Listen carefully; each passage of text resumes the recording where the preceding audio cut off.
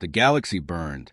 Flames engulfed the outer colonies as the dominion of Krall swept through human space like a wildfire, leaving ash and despair in their wake.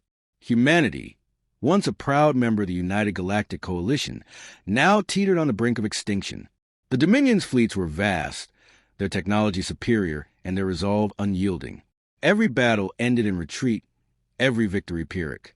But in the darkest hour, a glimmer of hope emerged: Project Titan, a secret initiative born of desperation and ingenuity. It sought to create 5 warships unlike any the galaxy had ever seen. These vessels would not just fight.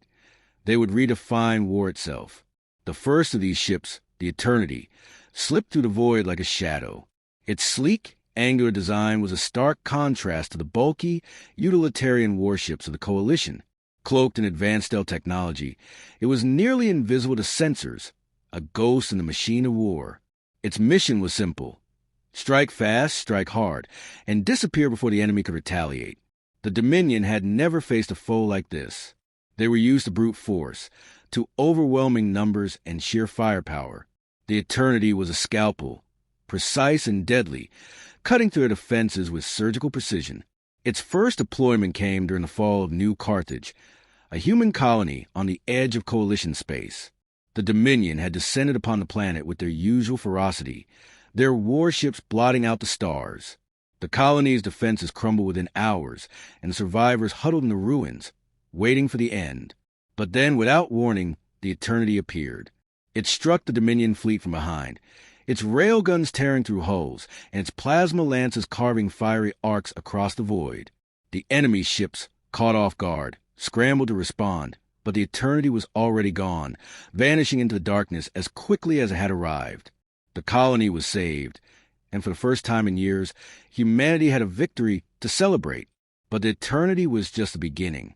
Project Titan had 4 more ships, each designed to counter a specific aspect of the Dominion's dominance. The Colossus, a behemoth of a dreadnought, was a fortress in motion. Its armor was nearly impervious, and its weapons could level entire fleets. The Aegis, on the other hand, was a shield for the Coalition's forces. Its advanced energy barriers could protect entire fleets, and its repair drones could patch up damaged ships mid-battle. Together, these 2 ships formed the backbone of humanity's new strategy. The Colossus would hold the line, while the Aegis ensured that the line never broke. The Dominion, however, was not idle. They had their own secrets, their own weapons of war. Rumors began to spread of a new superweapon, something so powerful it could end the war in a single stroke. Humanity's intelligence networks worked tirelessly to uncover the truth, but the Dominion's security was tight. It was clear that if the Coalition was to survive, they would need more than just brute force. They would need cunning, adaptability, and a willingness to embrace the unknown. Enter the Harbinger and the Odyssey. The Harbinger was a ship of nightmares, designed to sow fear and confusion among the enemy. Its experimental weapons could disrupt enemy systems, disable entire fleets, and even manipulate the minds of those who faced it. The Odyssey, meanwhile, was a ship of exploration and discovery.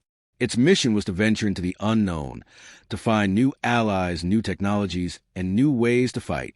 Together, these 2 ships represented the cutting edge of human ingenuity, the hope that even in the face of overwhelming odds, humanity could find a way to win. But hope alone was not enough. The war was far from over, and the cost of victory would be high. The Dominion's fleets were still vast, their resolve unbroken. The Coalition's forces were stretched thin, their resources dwindling. And yet, as Eternity slipped back into the shadows, its crew knew that they had struck the first blow in a new kind of war. A war not just of numbers and firepower, but of strategy, innovation, and sheer will. The galaxy would never be the same. The Dominion's fleet descended upon the Vega system like a storm, their ships blotting out the stars as they advanced. Vega was a vital hub for the Coalition, a staging ground for supplies and reinforcements. If it fell, the war effort would collapse. But the Dominion had not accounted for the Colossus. The massive dreadnought emerged from hyperspace like a titan, its hull gleaming under the light of Vega's sun. It was a fortress in motion, a symbol of humanity's defiance. The Dominion's fleet hesitated, their sensors struggling to comprehend the sheer size of the vessel before them. The Colossus did not wait for them to recover. Its railguns roared to life, firing projectiles the size of skyscrapers at relativistic speeds. The first volley tore through the lead Dominion cruiser, reducing it to molten debris. The enemy fleet scrambled to respond, but the Colossus was already moving. Its engines propelling it forward with surprising speed for a ship of its size. The battle was a symphony of destruction. The Colossus' weapon systems were unmatched, its plasma lances carving through enemy ships like a hot knife through butter. Its point defense turrets swatted down incoming missiles and fighters with ease, creating a deadly no-man's zone around the dreadnought. But even the Colossus could not hold the line alone.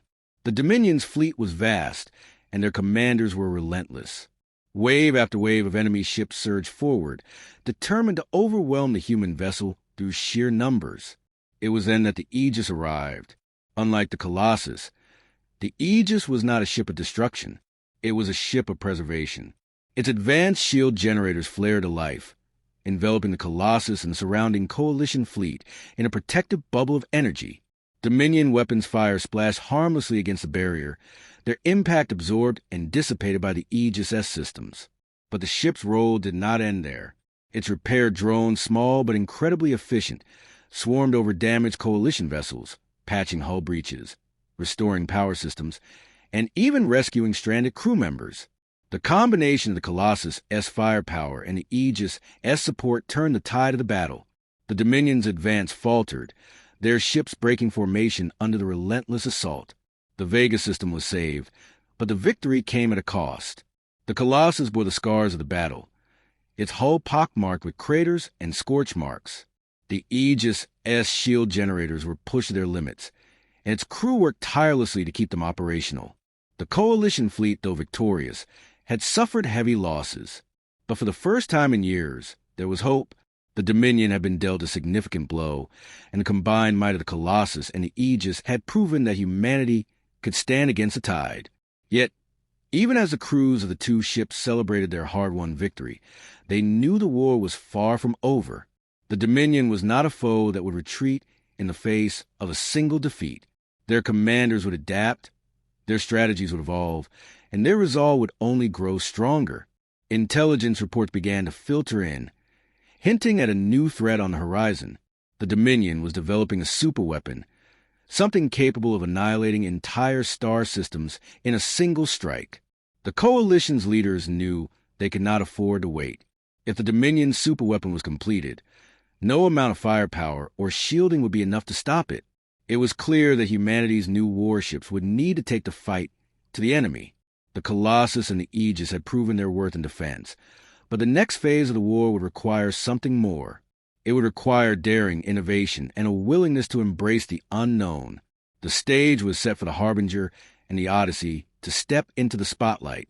These two ships, so different in design and purpose, would carry the fight to the heart of Dominion territory. Their missions would be dangerous, their odds of success slim, but if they succeeded, they could turn the tide of the war once and for all. The crews of the Colossus and the Aegis knew their roles were far from over. They would continue to hold the line, to defend humanity's worlds, and buy time for their sister ships to complete their missions. But as they looked out at the stars, they could not help but feel a sense of unease. The Dominion superweapon loomed like a shadow over the galaxy, a reminder that the war was far from won. The next chapter of the conflict would be the most dangerous yet, and the fate of the galaxy would rest on the shoulders of 5 ships and the brave souls who crewed them. The Dominion superweapon was no longer a rumor. Deep within their territory, hidden behind layers of defenses and secrecy, the weapon was nearing completion. Its existence was a threat that could not be ignored, and humanity's only hope lay in the Harbinger and the Odyssey. These two ships, so different in design and purpose, would carry the fight to the enemy in ways the Dominion could never anticipate. The Harbinger was a ship of shadows, its sleek, angular hull designed to slip through enemy lines undetected. Its mission was clear: infiltrate the Dominion shipyard, gather intelligence, and sabotage the superweapon before it could be deployed. The Odyssey, on the other hand, was a ship of exploration, its advanced sensors and adaptive systems designed to uncover secrets hidden in the farthest reaches of the galaxy. Its mission was more uncertain, but no less critical. Somewhere out there, buried in the ruins of an ancient civilization, was a technology that could turn the tide of the war. The Harbinger-S journey into Dominion space was a test of patience and precision. Its cloaking systems rendered it invisible to sensors, but even the slightest mistake could reveal its presence. The crew moved like ghosts, their every action calculated to avoid detection. The shipyard was a fortress, its defenses formidable, but the Harbinger was built for this. Its experimental weapons, designed to disrupt enemy systems, allowed it to disable sensors and communications without raising alarms. The crew infiltrated the facility with surgical precision, planting explosives and gathering data. But the mission was not without risk. Dominion patrols were everywhere, and the slightest misstep could spell disaster. The tension was palpable as the crew worked, their every move a gamble against time and fate. Meanwhile, the Odyssey ventured into uncharted space, its mission taking it far from front lines. The ancient artifact it sought was said to be a relic of the first ones, a long-vanished civilization that had once ruled the galaxy. The artifact's power was unknown, but if the legends were true, it could be the key to defeating the Dominion. The journey was fraught with danger. The artifact was hidden in a region of space riddled with gravitational anomalies and hostile alien life forms. The Odyssey's adaptive systems allowed it to navigate these hazards, but the crew knew they were venturing into the unknown. The artifact, when they finally found it, was unlike anything they had ever seen. Its surface shimmered with an otherworldly light, and its power was palpable even from a distance. But retrieving it was only the first step. The artifact's secrets would need to be unlocked, and time was running out. Back in Dominion space, the Harbinger-S mission reached its climax. The crew had gathered the intelligence they needed, and the explosives were in place. But as they prepared to leave, they were discovered. A Dominion patrol, more alert than most, detected a faint energy signature and moved to investigate. The crew of the Harbinger had no choice but to fight. Their experimental weapons, designed for stealth and disruption, were put to the test in open combat. The ship's plasma lances carved through enemy fighters, while its EMP pulses disabled larger vessels. But the Dominion's numbers were overwhelming, and the Harbinger was not built for prolonged engagements. The crew fought with everything they had, their every move a desperate bid for survival. In the end, they managed to escape, but not without cost. The ship was damaged, and several crew members were lost. But the mission was a success. The Dominion shipyard was in ruins, and their superweapon delayed, if not destroyed. The Odyssey-S journey, meanwhile, took a darker turn. The artifact, once retrieved, began to exhibit strange behavior. Its energy readings fluctuated wildly, and the crew reported strange visions and sensations when near it. It became clear that the artifact was not just a tool, but something alive, or at least sentient. Unlocking its secrets would require more than just technical expertise. It would require understanding. The crew worked tirelessly, their every action guided by a mix of science and intuition. Slowly, they began to unravel the artifact's mysteries. Its power was vast, capable of manipulating space and time on a scale that defied comprehension. But it was also dangerous, its energy unstable and unpredictable. The crew knew they were playing with fire, but they had no choice. The Dominion superweapon was still a threat, and the artifact might be the only thing that could stop it. The two missions, though separate, were inextricably linked. The Harbinger-S sabotage had bought humanity time, but the Dominion superweapon was not destroyed, only delayed. The Odyssey-S discovery offered hope, but the artifact power came with risks that no one fully understood. The crews of both ships knew that their actions would shape the course of the war, but they also knew that the cost of victory would be high. The Dominion was not a foe that would surrender easily, and the galaxy was a place of endless danger and uncertainty. But as the Harbinger slipped back into the shadows and the Odyssey continued its journey, one thing was clear. Humanity would not go quietly into the night. They would fight, they would adapt, and they would endure. The galaxy would never be the same. The Dominion's final assault on Earth was a cataclysm in motion. Their fleets, vast and unrelenting, descended upon humanity's homeworld with ferocity that defied comprehension. The Coalition's defenses, though bolstered by the efforts of the Colossus, the Aegis, the Harbinger, and the Odyssey, were stretched to their limits. The Dominion's commanders, desperate to crush humanity once and for all, had thrown everything they had into this one decisive strike. Earth's orbit became a battlefield, the void lit by the flashes of railgun fire and the explosions of dying ships. The Coalition fought valiantly, but the odds were overwhelming. It was clear that if the Dominion's advance was not halted, Earth would fall. It was then that the Eternity returned. The stealth ship, which had been operating deep behind enemy lines, emerged from the shadows like a specter. Its mission was clear: destroy the Dominion's flagship, the heart of their fleet. The flagship was a monstrous vessel, its hull bristling with weapons and its shields nearly impenetrable. But the Eternity was not designed for a head-on assault. Its strength lay in precision and cunning. The crew, though weary from months of relentless operations, knew what had to be done. They had one chance, and failure was not an option. The battle raged on as the Eternity slipped through the chaos, its cloaking systems masking its approach. The Dominion sensors, overwhelmed by the sheer scale of the conflict, failed to detect the stealth ship until it was too late. The Eternity's railguns fired in unison, their projectiles striking the flagship's shield generators with pinpoint accuracy. The shields flickered and died, leaving the massive vessel vulnerable. But the Dominion was not without defenses. Fighters swarmed Eternity, their weapons tearing into its hull. The crew fought back with everything they had, their every move a desperate bid to complete the mission. Meanwhile, the Colossus and the Aegis held the line, their combined might a bulwark against the Dominion's advance. The Colossus' railguns and plasma lances carved through enemy ships, while the Aegis' shields and repair drones kept the Coalition fleet intact. The two ships, though battered and scarred, were a testament to humanity's resilience. But even they could not hold forever. The Dominion's numbers were too great, their resolve unyielding. It was clear that the Eternity's mission was the only hope.